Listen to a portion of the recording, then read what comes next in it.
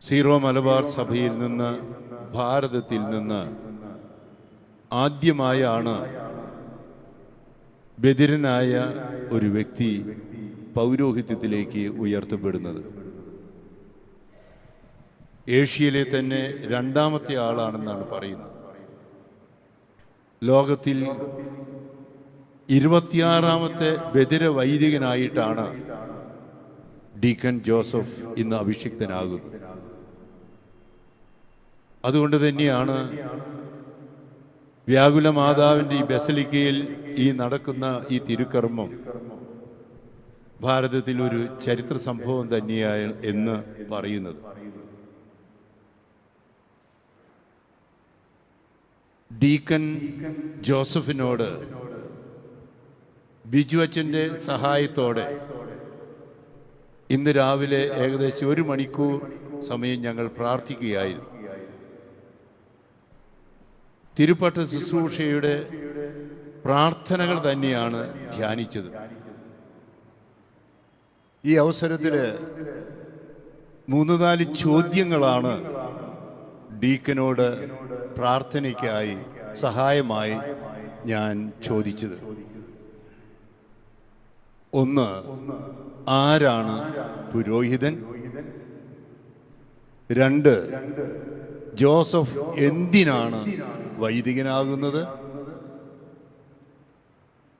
Joseph എങ്ങനെയാണ് വൈദികനായി ജീവിക്കേണ്ടത്? ഈ വക കാര്യങ്ങളാണ്. ജെറമിയായുടെ പുസ്തകത്തിലെ 29-ാം അധ്യായം 11-ാം വാക്യത്തിൽ ഇപ്രകാരം നാം വായിക്കുന്നുണ്ട്: എനിക്ക് നിന്നെക്കുറിച്ച് ഒരു പദ്ധതിയുണ്ട്, നിന്റെ നാശത്തിനല്ല ക്ഷേമത്തിനാണ്. എല്ലാ ദൈവത്തിൻ്റെ ഛായയിലും സാദൃശ്യത്തിലും സൃഷ്ടിക്കപ്പെട്ട എല്ലാ വ്യക്തികളെക്കുറിച്ചും ദൈവത്തിന് പദ്ധതിയുണ്ട്. ആ പദ്ധതിയാണ്, ജോസഫിനെ കുറിച്ചുള്ള പദ്ധതിയാണ് ഇന്ന് വെളിപ്പെട്ടത്. ആരാണ് പുരോഹിതൻ? എന്തുകൊണ്ടാണ് പുരോഹിതനാകുന്നത്? എന്തിനാണ് പുരോഹിതനാകുന്നത്? എങ്ങനെയാണ് പുരോഹിതനാകേണ്ടത് എന്ന ചോദ്യത്തിൽ ജോസഫിനോട് ചോദിച്ചപ്പോൾ, അങ്കിൾ ജോർജ് തേർമടച്ചനോട് ചോദിച്ചപ്പോൾ പറഞ്ഞു, തലക്കോട്ടുകര ഇടവകയാണെങ്കിലും ബോംബെയിലാണ് വളർന്നത്. വെക്കേഷന് നാട്ടിൽ വന്നപ്പോൾ 7ാം ക്ലാസ്സിലായിരുന്നപ്പോൾ ജോർജ് അച്ഛനോട് പറഞ്ഞത്രേ, എനിക്ക് അച്ഛനാവണം.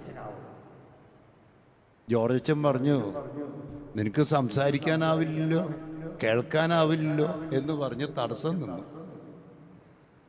പക്ഷെ ഉള്ളിൻ്റെ ഉള്ളിൽ പള്ളിയിലേക്ക് പോകുമ്പോൾ ഒരു പുരോഹിതനാകണം.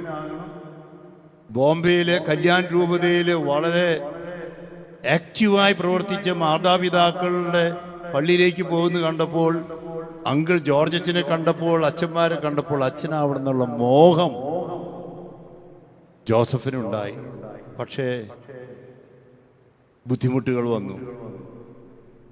BSc ഒക്കെ കഴിഞ്ഞു. അങ്ങനെ ഇരിക്കുമ്പോഴാണ് അന്ധനായ ഒരാളെ കൊച്ചിയിൽ വൈദികനാക്കി എന്ന് കേട്ടത്. അത് ജോർജ് അച്ഛൻ്റെ അടുത്ത് ചെന്നു, ഡീക്കൻ ജോസഫ്, അന്ന് എനിക്ക് ആയിക്കൂടെ? അതിൻ്റെ ഇടയ്ക്ക് ചേട്ടൻ സ്റ്റാൻലി മിടുക്കനായി പിന്നെ അമേരിക്കയിലെത്തി ഇങ്ങനെയൊക്കെ നിൽക്കുകയാണ്. ഈ അവസരത്തിലാണ് ഫാദർ ടോം, അമേരിക്കയിലെ ഫാദർ ടോമിനെ കുറിച്ച് കേൾക്കുന്നത്. Dominican missionaries. അങ്ങനെ വന്ന് ഫാദർ ടോമിൻ്റെ സഹായത്തോടെ അമേരിക്കയിലെത്തി. അവിടെ വെച്ച് ഫിലോസഫിയും തിയോളജിയും ഒക്കെ വൈദികനാകാനുള്ള ആഗ്രഹത്തോടെ പഠിച്ചു. അത് കഴിഞ്ഞ് പിന്നെ അത് മാർപ്പാപ്പ ഈ പയസ് യൂണിയനെ മുഴുവനായി അങ്ങ് അംഗീകരിച്ചില്ല എന്ന് മനസ്സിലാക്കിയപ്പോൾ, പിന്നെ മാത്രമല്ല ജോസഫിൻ്റെ ആഗ്രഹം മുഴുവൻ ഇന്ത്യയിൽ ക്രിസ്ത്യാനികൾ കുറവേ ഉള്ളൂ, അതുകൊണ്ട് ഇന്ത്യയിലുള്ളവരെ സഹായിക്കണം എന്നുള്ള മോഹത്തോടെ തിരിച്ചെത്തി. ഫാദർ ബിജുവും മറ്റും പറഞ്ഞത് ഏകദേശം ലോകത്തിൽ 5% പേർ ബധിരമൂകരായിട്ട് ഉണ്ട് എന്നുള്ളതാണ്. ഇന്ത്യയിൽ തന്നെ ഏകദേശം 6 കോടിയോളം പേര് ബധിരമൂകരായിട്ടുണ്ട്. അങ്ങനെയാണെങ്കിൽ ഇന്ത്യയിൽ ശുശ്രൂഷ ചെയ്യണമെന്നുള്ള ആഗ്രഹം. അങ്ങനെ ഇരിക്കുമ്പോഴാണ് കോട്ടയത്തെ ഐമനത്തെ ഹോളി ക്രോസ് സമൂഹത്തെ അറിയുകയും ബാംഗ്ലൂരിൽ ബധിരർക്ക് വേണ്ടി ഫാദർ ഹാരി ആരംഭം കുറിച്ച ആ പ്രവർത്തനത്തിൽ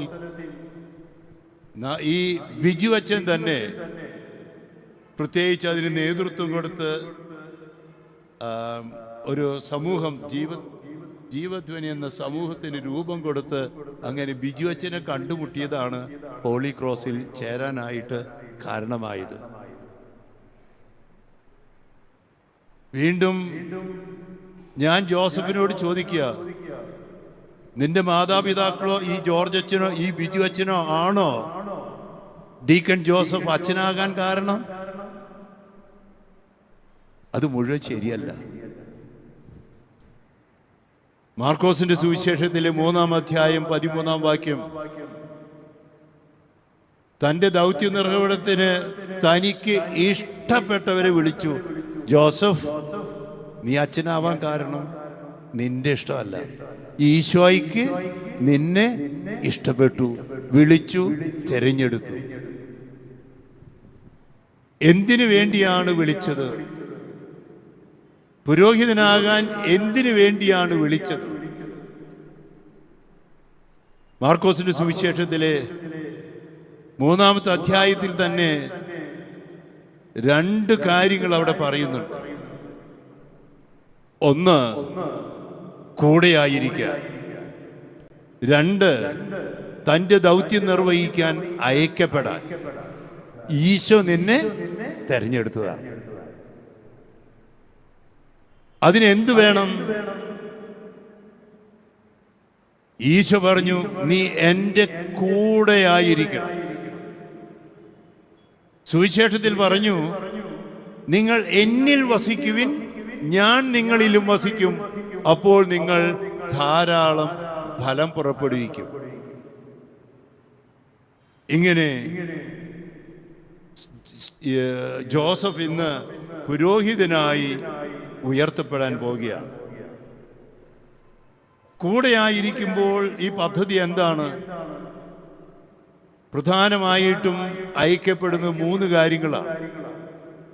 ജോസഫ് പറഞ്ഞു, അങ്കിളും മറ്റുള്ളവരൊക്കെ കുർബാന അർപ്പിക്കുന്നത് കാണുമ്പോൾ അതുപോലെ എനിക്കും അർപ്പിക്കണം, ഇല്ലേ?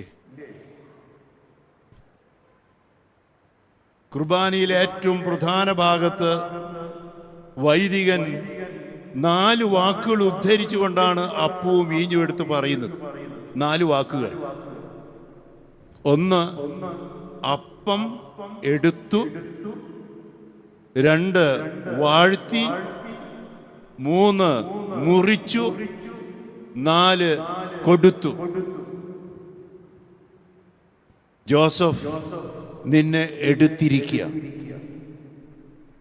ഈ സമൂഹത്തിൽ നിന്ന് എടുത്തിരിക്കുക, തൻ്റെ സ്വന്തമാക്കാൻ, തൻ്റെ കൂടെയാകാൻ, ശിഷ്യനാകാൻ.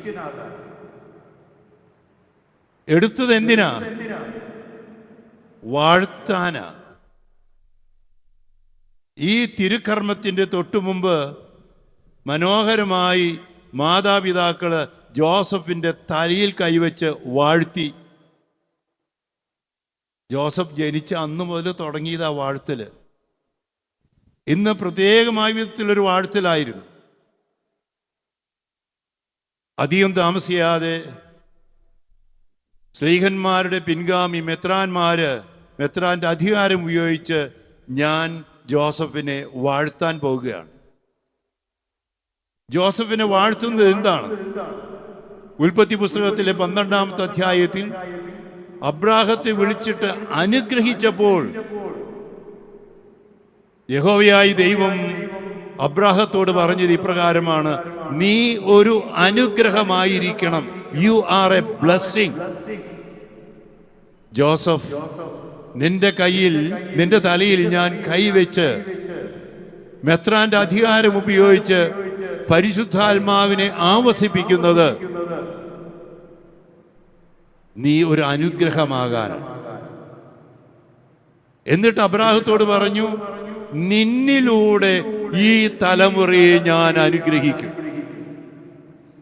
ഈ ജോസഫിലൂടെ ഈ തലമുറയെ മുഴുവൻ അനുഗ്രഹിക്കാനുള്ളതാണ്.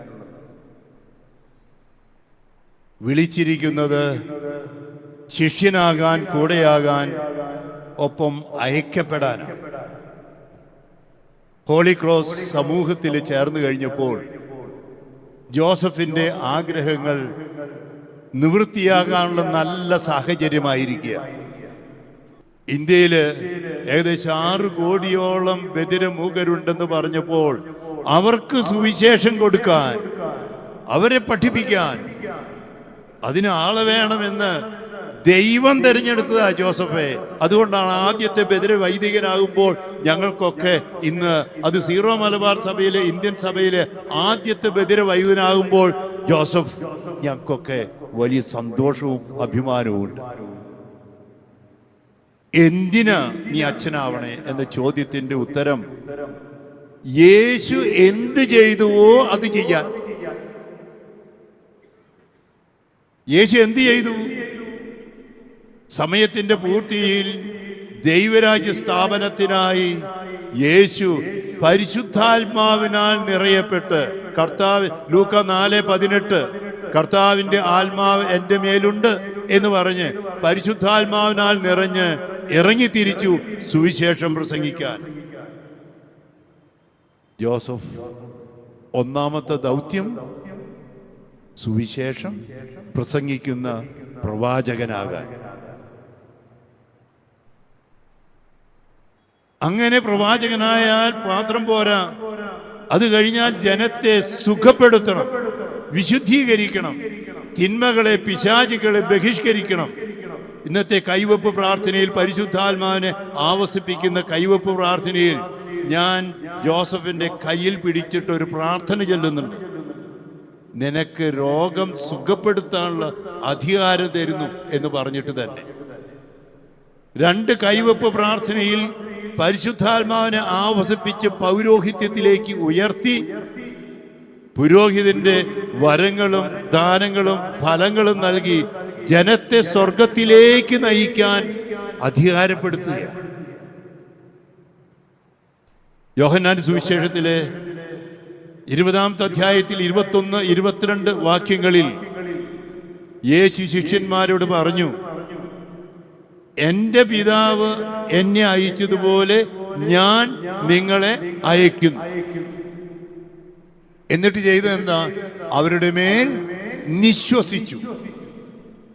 ഇന്ന് പരിശുദ്ധാത്മാവിനെ ജോസഫിന്റെ മേൽ ആവസിപ്പിക്കുകയാണ്, നിശ്വസിക്കുകയാണ്, അഭിഷേചിക്കുകയാണ്. പച്ച മനുഷ്യനായ ജോസഫ് മറ്റൊരു ക്രിസ്തുവായി മാറുകയാണ്. യേശുവിന്റെ വചനം പ്രസംഗിക്കാൻ, പ്രത്യേകിച്ച് മൂകരായിട്ടുള്ളവരുടെ ഇടയിലേക്ക് മിഷണറിയായി, പ്രേക്ഷിതനായി അയക്കാൻ വേണ്ടി, ഈ ജനത്തിന്റെ പാപങ്ങൾ മോചിക്കാൻ, മാമോദിസ നൽകാൻ, വിവാഹം ആശീർവദിക്കാൻ, സ്ഥൈര്യലേപനം നൽകാൻ, സ്വർഗത്തിലേക്ക് ഒരുക്കാൻ, അങ്ങനെ രോഗീലേപനം നൽകി, അങ്ങനെ ദൈവജനത്തെ മുഴുവൻ ക്രിസ്തുവിലേക്ക് നയിക്കുന്ന പുരോഹിതനാകാൻ, വിശുദ്ധീകരിക്കുന്നവനാകാൻ, അങ്ങനെ നല്ല ഇടയനായി നയിക്കുന്നവനാകാൻ, അതിനായി ഇതാ ജോസഫ് അഭിഷിക്തനാകുകയാണ്. ജോസഫ് ബലി വസ്തുവാകുകയാണ്, ബലി അർപ്പകരാകാൻ. അജഗണമാകുകയാണ്, ഇടയനാകാൻ.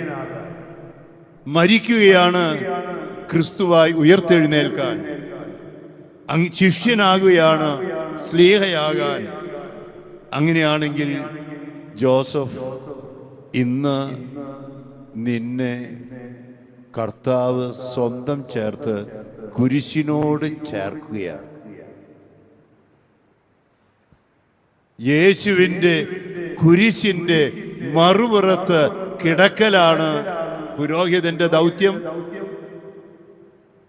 അതുകൊണ്ട് ഹോളി ക്രോസ് സമൂഹത്തിൽ അംഗമാകുമ്പോൾ കുരിശ്, അതാണ് നിന്റെ പ്രത്യാശ, അതാണ് നിന്റെ ശക്തി.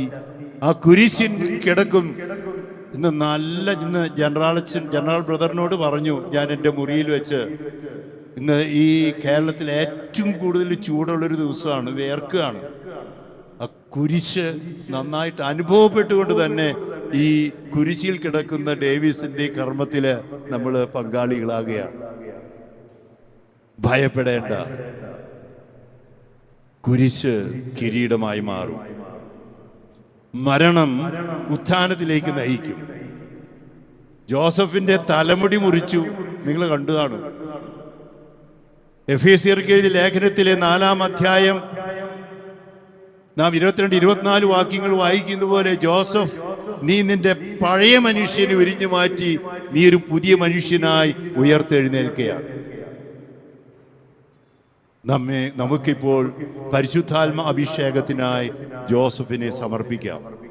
തേർമഠം കുടുംബാംഗങ്ങളെ, ബസിലിക്ക ഇടവാംഗങ്ങളെ, ഹോളി ക്രോസ് സമൂഹാംഗങ്ങളെ, മൂകരായിട്ടുള്ള പ്രിയ സഹോദരി സഹോദരന്മാരെ, ഇന്ന് പുരോഹിതനായി ഉയർത്തപ്പെടുന്ന ജോസഫ് തന്റെ ജീവിത യുദ്ധത്തിൽ കുരിശ് യാത്രയിൽ വിജയിക്കണമെങ്കിൽ മോശയെപ്പോലെ ഉയർത്തിപ്പിടിച്ച കരങ്ങൾ നിങ്ങളുടെ ഭാഗത്തു നിന്ന് പ്രാർത്ഥനയ്ക്കായിട്ടുണ്ടാകണം.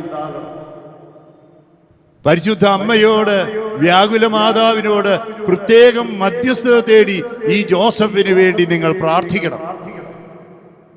നിങ്ങളുടെ പ്രാർത്ഥനയുടെ ശക്തി അനുസരിച്ചാണ് ജോസഫിന്റെ പൗരോഹിത്യ ജീവിതം വിജയിക്കുക. നിങ്ങൾ പ്രാർത്ഥിക്കുക. പ്രാർത്ഥിക്കുമെങ്കിൽ കൈകളൊന്ന് കൂപ്പിപ്പിടിച്ച്, കൈകൾ കൂപ്പിപ്പിടിക്കുക. ഈ ജോസഫിനെ ഈശോയ്ക്ക് സമർപ്പിക്കുക. ജോസഫ് തന്നെ ഇതാ ഞാൻ, എന്നെ അയച്ചാലുമെന്ന് ഐസിയായെ പോലെ പറയാൻ പോകുക. പരിശുദ്ധാത്മാവ് വരികയാണ്. സമൂഹ പ്രാർത്ഥനയ്ക്ക് ശേഷം പരിശുദ്ധാത്മാവിന്റെ ആവസിക്കാനുള്ള ഗാനം പാടാൻ പോകുക.